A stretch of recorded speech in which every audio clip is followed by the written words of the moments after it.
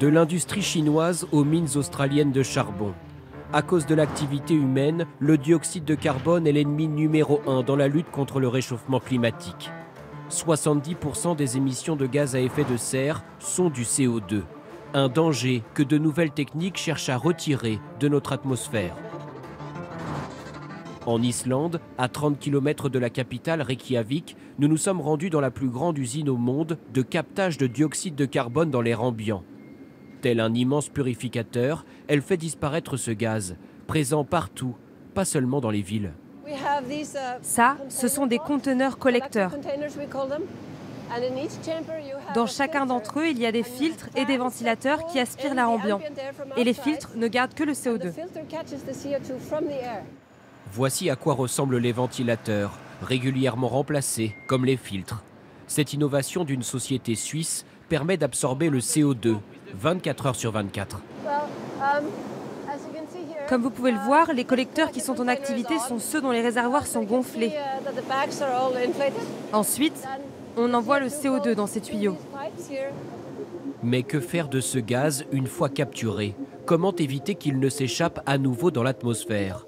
L'entreprise Climeworks le confie à une autre société, une voisine, qui stocke le CO2 sous terre grâce à ses puits en forme d'igloo. Donc ça, c'est un des points de stockage que vous avez? Oui, c'est correct. Donc on récupère le CO2 de Climeworks par ce tuyau-là, où il va être injecté dans ce puits, où il va descendre.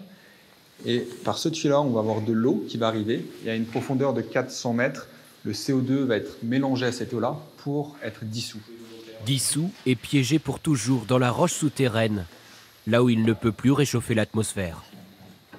Ici, c'est un bout de roche où le CO2 a été injecté et transformé en roche. Donc ça, c'est ce qu'il y a au fond, à 400 mètres de profondeur. C'est ça, oui. C'est une roche volcanique. Roche volcanique, donc il y en a beaucoup, évidemment, en Islande.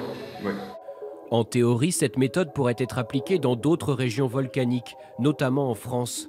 Mais elle est chère et pas encore assez performante. Ici, elle n'absorbe qu'une infime quantité du CO2 mondial, l'équivalent des rejets annuels de 870 voitures seulement. Le plus efficace pour la planète reste donc de réduire les émissions ou de les capter directement dans des sites polluants. L'entreprise est toutefois persuadée que sa technique est indispensable.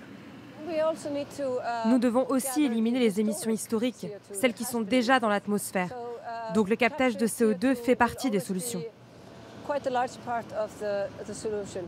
Autre inconvénient, ce type de captage consomme beaucoup d'énergie.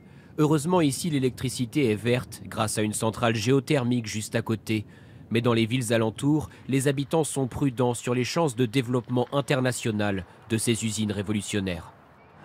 Je pense que c'est bien d'essayer, mais pour l'instant c'est trop petit et je ne sais pas si ça grandira vraiment un jour. Moi je pense que c'est super. C'est très bien pour notre planète. Cette technique du captage de dioxyde de carbone dans l'air ambiant n'en est qu'à ses débuts. Elle est encore très perfectible. Mais ses concepteurs sont convaincus qu'au fil du temps, elle deviendra moins chère, moins consommatrice en énergie et plus puissante. Un nouveau projet 10 fois plus grand que ce premier site devrait voir le jour en 2027.